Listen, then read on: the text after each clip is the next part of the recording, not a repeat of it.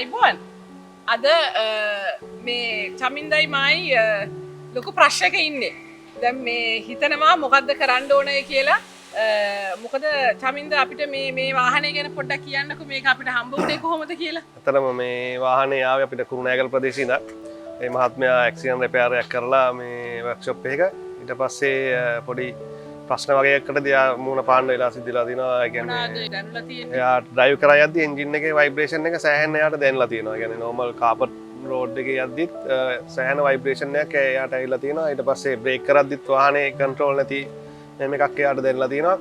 ඊට පස්සේ අපි ගාවට ආවා මේ චෙක් කරගන්න ඒ ඇක්සිඩන්ට් එක හරියට කරලා තියෙනවද කියලා. දැන් ඔන්න ඔතනින්නේ අපිට හම්බ වෙන්නේ ගොඩක් වෙලාවට වාහනයක් ඇක්සිඩන්ට් එකකින් පස්සේ සාමාන්‍ය ස්වභාවයෙන් නැති වුණාම මේකට මොකද උනේ කියලා සමහරක් වෙලාවට ඒ හදපු තැනත් එක්ක අනේක විද දුක් විඳලා කරගන්නම බැරි වුණාම තමයි එන්නේ මේ රිපෝට් එක ගන්න. දැන් මේ ගොඩක් අය දන්නේ මෙහෙම රිපෝට් එකක් ගන්න පුළුවන් කියලා ඉලෙක්ට්‍රොනික මෙෂරින් සිස්ටම් එකක් තියෙනවා කියලා දැන් තමයි ගොඩක් අය දන්නේ. ඉතින් ඔන්න ආවයින් පස්සේ පොඩක් එන්නකෝ අපි පෙන්නන්න මේ මෙෂරින් එක මෙන්න මේ විදිහේ රිපෝට් එකක් තමයි අපිට ආවේ ප්‍රතිඵලයේ විදිහට දැන් බලන්න පුළුවන් අපිට මෙන්න මේ පොයින්ට්ස් වල තියෙන මේ ප්‍රශ්න.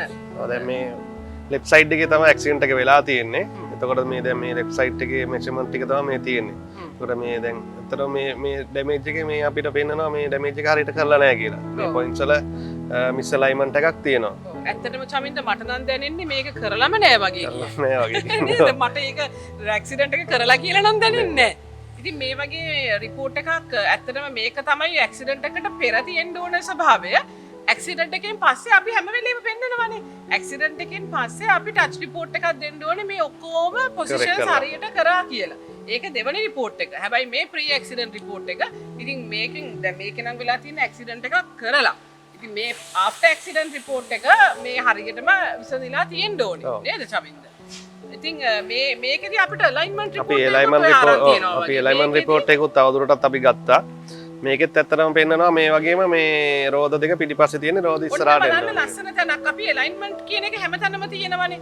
හැබැයි අලයින්මන්ට් රිපෝට් එක ගත්තාමත් මේ බලන්න මේ ටොලරන්ස් එක මේ මෙතන මාක් කරලා තියෙන ටොලරන්ස් එක අපි ගත්තොත් එහෙම ඒ ටොලරන්ස් එකයි මේකේ තියෙන ටොලරන්ස් එකයි අතර සම්බන්ධතාවයක් තියෙනවා කියලා සාමාන්‍යයෙන් ඕන කෙනෙකුට තේරෙනවා.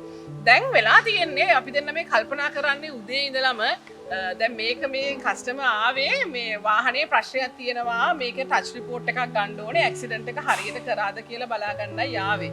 නමුත් අපිටත් මේක හරිම මේ ප්‍රහේලිකාවක් අපි කස්ටමර්ත් එක්ක මේක කතා කරා මේක ගොඩාක් තියෙනවා ලොකු රිපෙයාර් එකක් කරන්න. ඇත්තටම ඉන්ෂුරන්ස් ක්ලේම් එකක් තිබුණේ. ඉතින් ඉන්ෂුරන්ස් එක ක්ලේම් එක ගෙවලා ක්ලෝස් කරලා දැන් එතනින් එහාට මේ ප්‍රශ්නේ ඒ වුණාට තමන්නේ දන්නේ තමන්ට ප්‍රශ්නයක් වාහනේ තියෙනකොට මේක මහා ඔඩුවට වදයක් හිසරදයක්. ඉතින් ඒව නොවෙන්න තමයි අපි මේ චමින්ද පුනා වීඩියෝ සීරීස් එකක් කරන්නේ මේ හදනවා කියන එක ප්‍රොසෙස් එකක්. එහෙම මේ හැදුවයින් පස්සේ ආවට ගියාවට හැදුවයින් පස්සේ ඊට පස්සේ එන ප්‍රශ්න විසඳන්න හරි අමාරුයි. මොකද ලේසියෙන් කරන්න තිබ්බ ප්‍රශ්නයක් තමයි මේ අපි වැඩේ අවුල් කරගෙන තියෙන්නේ. ඉතින් අපි හැම වෙලේම ඊට පස්සේ අපිට උනේ මේක ආයි නැවත රිපෙයාර් කරනවා කියන එකට යන්න. ඒ රිපෙයාර් කරන එකේදී ඉතින් මෙන්න මේක තමයි තත්ත්වය.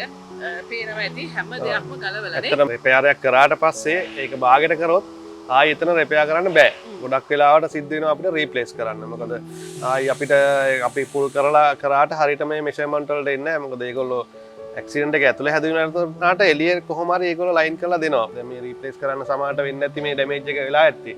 නමුත් ඒ රීප්ලේස් කරන්න නැතුව මේ රිපෙයාර් කරලා ඒක ඉතින් ඒවා හරියටම වෙලා නැහැ. එතකොට ඉතින් අර හෙඩ්ලයිට් ෆෙන්ඩර්ස් එහෙම හරියට ලයින් වෙන්නේ නැහැ වාහනේ. මෙන්න මෙතනක් තියෙනවා මම දැක්කම මේ පොයින්ට් එක ගැන මේ හරියට හැම වෙලේම කියන පොයින්ට් එකක් මේ බලන්න කොරෝඩ් වෙන්න පටන් අරන් නේද මේවා මේ චෙසි එකට අදාළ නිසා මේ කොරෝෂන් වීම හරියම ඩේන්ජරස්. මේ රිපෙයාර් කරලා දැන් මෙතන මේ තලලා දාලා තියෙන්නේ. තලලා දාලා ඒක හරියට මේ මොනවත් ට්‍රීට්මන්ට් එකක්වත් මොනවත් කරන්න නැතුව නිකන් අන්ඩර් කොටින් එකක් ඇප්ලයි කරලා වගේ තියෙන්නේ. ඔව්. දැන් මේ ඇතුළේ පැත්තෙන් බලපුවහම පේනවා මේකේ කොරෝෂන් එක ඇවිල්ලා. ඔව්. අනිත් එක තමයි අපි ගිය සැරවල් වල වීඩියෝ එකකදී කරා මැක්ෆර්සන් එක තියලා මේ පොයින්ට් එක හදන විදිය නේද? ඒ මැක්ෆර්සන් එකකින් මේ පොයින්ට් එක උඩ ගන්න විදිය මෙන්න මේ පොයින්ට් එක තමයි අපි ගත්තේ. ෂොක් මවුන්ට් එක ගන්න විදිය අපි කලින් ගිය සැරේ වීඩියෝ එකකදී කරා. ඉතින් මේවට ඇත්තටම මේ වගේ ලොකු රිපෙයාර් එකක් මම කියන්නේ චමින්ද පොඩි රෙපෙයාර් එකක් නම් අපිට මෙච්චර ස්ට්‍රක්චරල් ඩැමේජ් එකක් වෙලා නැත්නම් අපිට ඒක ගැටලුවක් නෑ. හැබැයි මේ වගේ ස්ට්‍රක්චරල් ඩැමේජ් එකක් වෙච්ච ලොකු රෙපෙයාර් එකක් නම් හදන්න බෑ. හරි ටෙක්නීෂියන්ස් නැතුව හදන්නත් බෑ. හරි ටෙක්නොලොජි එක නැතුව හදන්නත් බෑ. මොකද අර පොයින්ට් එක ගන්න අපිට ඇහැට ගන්න බෑ. මේවා මේක අපි පළවෙනියටම තේරුම් ගන්න ඕන එකක් තමයි මේ වාහනය කියන එක හැම වෙලේම මැනිෆැක්චර් කරනකොට මැනිෆැක්චරර්ගේ ස්ටෑන්ඩඩ් එකක් තියෙනවා. මේ වගේ ගැටලුවක් වුණාම අපි හැම වෙලේම කියන එකක් තමයි ඇක්සිඩන්ට් වෙන එක ප්‍රශ්නයක් නෑ. හැබැයි ගැටලුවක් වුණාම මේවා හදන්නත් මැනිෆැක්චරර් ගයිඩ්ලයින් එකක් දීලා තියෙනවා. ඉතින් මේ ගයිඩ්ලයින් වලට ටෙක්නොලොජි කියන එක, ඉක්විප්මන්ට් ටික, ටූල්ස් ටික, කන්සියුමබල්ස්, අමුද්‍රව්‍ය, ස්කිල් එක ඒ ඔක්කොම එකතුව. ඒ හැම එකටම ගයිඩ්ලයින් දීලා තියෙනවා. මේවට යන වෙලාවල් දීලා තියෙනවා. ඉතින් මේවා හරි ප්‍රොෆෙෂනල් විෂයක්. මේක ඉංජිනේරින් සබ්ජෙක්ට් එකක්. ඉතින් මේක අපි ඒ තැන දීගෙන කතා කරන්න ඕනේ. ඒකයි අපේ පළවෙනිම ප්‍රයත්නය.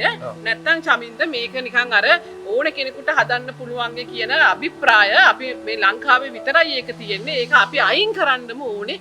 ඉතින් මේ දේවල් අපි අර මැක් පර්සන් එකක් නැතුව හදන්න ගියොත් එහෙම තමයි මේ එන්ජින් එක දෙදරනේවා. මේකේ ලොකු ප්‍රශ්න ටිකක් නැත්තම් මේ කස්ටමර් කැමති වෙනවද ආයිමත් මේක ගලවන්න. හදපු එක. ඉතින් මේ තව වට පෙන්වන්න තිබුණා. මේ දැන් මේ සස්පෙන්ෂන් බෙඩ් එක මවුන්ට් වෙන තැම්මේ. ඉතින් අපිට බැලු බැලමට පේනවා නිකන් මේක ඇදයි වගේ. ඒක තමයි අපිට අර රිපෝට් එකෙන් පෙන්වන්නේ මේ ඇදවල් මේ රිපෙයාර් කරන මේ දෙන්නේ ඇදෙච්ච ඒවා තියෙනවා. නේද? ඔව්. දැන් මේ රැලි ගියවා හැම තියෙනවා. මේ තියෙන මේ ඇක්සිඩන්ට් එකකින් වෙච්ච ඩැමේජ් මේවා හදන්න නැතුව තමයි ඒගොල්ලෝ අර පැනල් මේ රිපෙයාර් එක කරලා තියෙන්නේ. එතකොට දැන් ඔව්. එතකොට මේ පොටවල් එහෙම සවුත් වෙලා තියෙන මේ බෙඩ් එක මවුන්ට් වෙන තැන්වල. ඔව් ඒ කියන්නේ චමින්ද දැන් මෙතන හදලා තියෙන්නේ නේද? ඔව් හදලා තියෙන්නේ. ඒ කියන්නේ හරියටම කරලා නැහැ. හරියට කරලා නැහැ. හැබැයි වැරදියට හැදුවාම අපිට සමහරක් වෙලාවට ඒ තැන නැවත නිවැරදි කිරීම කරන්න අපහසුයි කියන එක තමයි චමින්ද කියන්නේ. ඉතින් ඇත්තටම මේ වගේ තැනක් රිපෙයාරබල් තැනක් නෙනේ. හොඳටම ජිග් එකට දාලා අපි පෙන්නවා කොහොමද පුල් කරන්න කියලා. ඉතින් මේවා ලේසියෙන්ම හරියට ප්‍රොෆෙෂනලි නිවැරදි කරන්න පුළුවන්. හැබැයි දැන් මේක වැරදියට කරලා නිසා අපිට මේක දැන් ස්ට්‍රෙන්ත් නැහැ කියලා තමයි චමින්දට දැනෙන්නේ. ස්ට්‍රෙන්ත් එක මෙතන නැහැ. ආයි රිපෙයාර් එක කරන්න. මම මේ මෙතනත් දැක්ක මේ යමක් චමින්ද. මෙතනත් මම හිතන්නේ මේ ඇණයක් කැඩිලා සීලෙන් දාලා අලවලා වගේ තියෙනවා. මේක නම් ඇත්තටම මේව නම් ඕන කෙනෙකුට පේනවා මේ හැම වෙලෙම මේ වගේ දේවල් ඇහැට හුරු කරන්නේ මේක වැරදි. මේ බලන්න මේ ඇණයක් දාලා සීලෙන් දාලා මොකක් කරන්න හදලාද මන් දන්නේ නැහැ. එතන මම වහන්න උත්සාහ කරලා තියෙනවා. ඉතින් මේ තරුණ දරුවන්ට කියන්න ඕනේ මේව බෑ. මෙහෙම හදන්න බෑ. මේවා මේ හැමෝටම පේන දේවල්, හැමෝටම තේරෙන දේවල්. ඉතින් මේ වගේ වැරදි කරාම අර ඇත්තටම සමහරක් වෙලාවට ප්‍රොෆෙෂනල් කියන එක චමින්ද අපිට ඇඟේම තියෙන්න ඕන එකක්. වෘතිය තමන් හරියට මොකද හරි ටූල් එක අතට අරගෙන හරියට කරන එක ඇඟේ තියෙන්න ඕන වැඩක්. මේ වගේ වැඩ කරාම දැන් ඔන්න අපි හැමෝටම පේනවා. වාහනයක් අපි පාවිච්චි කරන්නේ ඇත්තටම අපේ ප්‍රධාන අවශ්‍යතාවය ගමනාගමනය වුණාට මේකේ යන මගීන්ගේ ජීවිත ආරක්ෂාව තමයි අපිට වඩාම උවමනා වෙන්නේ. ඉතින් ජීවිතයක් ආරක්ෂා කරන්න නම් මේ සිස්ටම් හැම එකක්ම අපි මේ ඩේටා ෂීට් එකක් එක්ක කතා කරන්නේ. මට කියන්නකෝ ඩේටා ෂීට් එකක් නැතුව අපිට මේ ලෙඩේ අඳුරගන්න වෙන ක්‍රමයක්. ඉතින් එහෙම නෑ. ඒ ඩේටා ෂීට් එක ඕනෙමයි. ඉතින් මේ වගේ ටච් රිපෝට් එකක්, වීල් අලයින්මන්ට් රිපෝට් එකක්, ඒ වගේම තමයි අපිට මේක ෆිසිකලි බැලුවාමත් මේ වගේ වයි නම් ගොඩක් එරර්ස් තියෙනවා නේද චමින්ද? ඉතින් මේ දේවල් නැවත නොවෙන්න අපි මේ පුනා මේ දේවල් පෙන්වන්නේ චමින්ද වෙන මොනවටවත් නෙමෙයි අපි ඉදිරියට වෙන ප්‍රශ්න නවත්තන්න නේද? දැන් මේවා මේ දේවල් පෙන්වුවේ නැති වුණොත් අපිට මේව කටින් කිව්වට සමහරක් වෙලාවට මේක ඔලුවට යන්නේ නැහැ. හැබැයි මේ වෘතිය අපි ලංකාවේ මේ අපේ දරුවෝ මේ අපේ ටෙක්නොලොජි එක හොඳටම පාවිච්චි කරගෙන හරියට නේද චමින්ද? ඒක අපි කියන්න ඕනනේ කරනවා. ඉතින් ඒ ටික කරන අර හොඳට කරන ටික නිහඬයි වගේ මට දැනෙන්නේ ට්‍රේඩ් එකේ. ඉතින් ඒ වෙනුවෙන් තමයි අපි කතා කරන්නේ. ඉතින් කවමදාක්වත් හරි ප්‍රොෆෙෂනලි කරන්නේ නැතුව තමන්ගේ වාහනේ දෙන්න එපා. මොකද ඔබේ දුවා දරුවාගේ ජීවිත ඔබට වටිනවා.